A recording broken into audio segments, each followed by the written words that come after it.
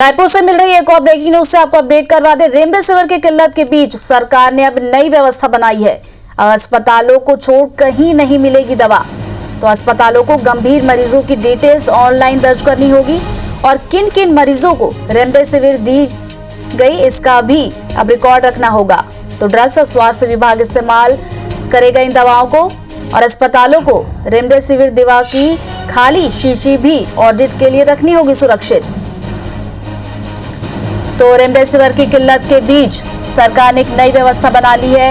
अब अस्पतालों को छोड़कर कहीं भी दवाएं नहीं दी जाएंगी, ताकि जिन मरीजों को वाकई में जरूरत है उन तक ये दवाएं पहुंच सके।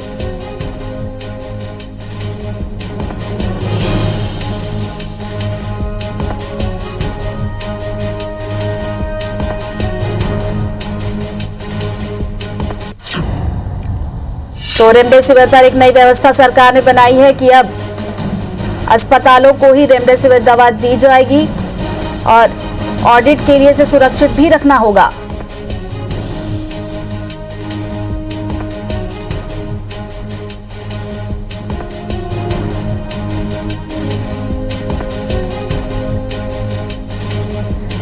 राजेश राज हमारे साथ इस खबर पर ज्यादा जानकारी के साथ जुड़ रहे हैं। राजेश, रेमडेसिविर इंजेक्शन की किल्लत जो है लगातार बनी हुई थी, अब उसको देखते हुए सरकार ने एक नई व्यवस्था बनाई है। इस व्यवस्था पर किस तरीके से काम होगा, कैसे जरूरतमंदों तक ही ये दवा पहुंच पाएगी और कालाबाजारी को किस तरीके से रोका जाएगा?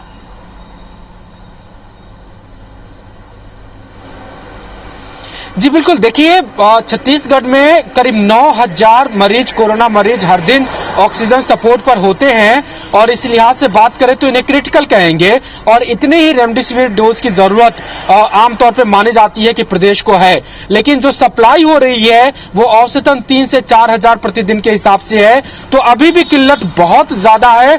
लेकिन जो सप्लाई हो रही है उसी में कैसे रेशनलाइज करे, कैसे जरूरतमंद मरीजों तक ये पहुंचे, अब इसकी व्यवस्था की गई है और ये तय किया गया है कि सारे अस्पतालों को सप्लाई अब सरकार के जरिए होगी। अब कहीं भी बाहर किसी भी दुकान पे, चाहे वो रेड क्रॉस हो, चाहे मेडिकल स्टोर हो या फिर मेडिकल कॉम्प्लेक्स होलसेल हो, कहीं भी रिटेल में अब इस दवा को नहीं बेचा जाएगा।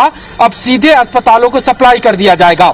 जो अस्पताल में भर्ती मरीज हैं उसकी जानकारी अस्पतालों को ऑनलाइन दर्ज करनी पड़ेगी। वो कितना गंभीर है, उसका ऑक्सीजन का स्तर किस लेवल पे है, क्या उसे कोई दूसरी कोमॉर्बिडिटी है, इन तमाम बातों की डिटेल्स उसको ऑनलाइन दर्ज करनी पड़ेगी और इस ऑनलाइन रिकॉर्ड पे स्वास्थ्य विभाग की टीम मॉनिटर करेगी किसको रेमडेसिविर दिया जा रहा है। इसको भी प्राइवेट हॉस्पिटलों को ऑनलाइन अपडेट करना पड़ेगा और इस तरह से पूरा स्वास्थ्य विभाग प्राइवेट और सरकारी अस्पतालों के मरीज की निगरानी करता रहेगा। ये एक व्यवस्था की गई है। इसके अलावा एक और महत्वपूर्ण व्यवस्था की गई है रेमडेसिविर के लिए, वो ये है कि हर अस्पताल में एक कमेटी बनाने के लिए निर्देश दिया गया है स्वास्थ्य संचालक की ओर से, जिला कलेक्टर की ओर से, और ये कहा गया है प्राइवेट हॉस्पिटलों को कि आप एम्स और मेकाहारा की तर्ज पे 3, 4, 5 डॉक्टरों का एक पैनल बनाइए।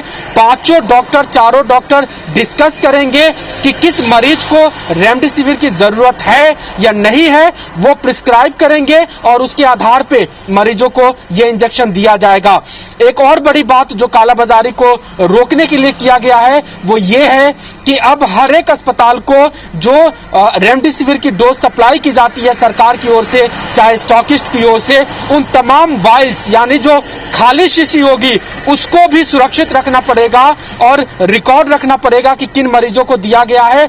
और औचक निरीक्षण स्वास्थ्य विभाग की टीम और ड्रग्स विभाग की टीम जाकर के करेगी। वो ये देखेगी कि जिन बैच की दवा सप्लाई अस्पतालों में की गई है क्या वही बैच का इस्तेमाल मरीजों के लिए किया गया है या नहीं, और अगर नहीं तो संभव है कि इसमें कालाबाजारी कहीं ना कहीं से हो रही है। तो इस तरह से 4-5 नए कदम उठाए गए हैं। किल्लत अभी भी जारी है, लेकिन जो डोजेज आ रही है उसको किस तरह से हम ज्यादा से ज्यादा अच्छे तरीके से कर सके, गंभीर मरीजों को फायदा पहुंचा सके, उसके लिए व्यवस्थाएं की गई है। जी तो रेमडेसिविर की किल्लत के बीच सरकार ने एक नई व्यवस्था की है। अब देखना होगा कि कितना कारगर ये साबित होती है। बहुत बहुत शुक्रिया राजेश आपका जानकारी के लिए और हमसे जुड़ने के लिए।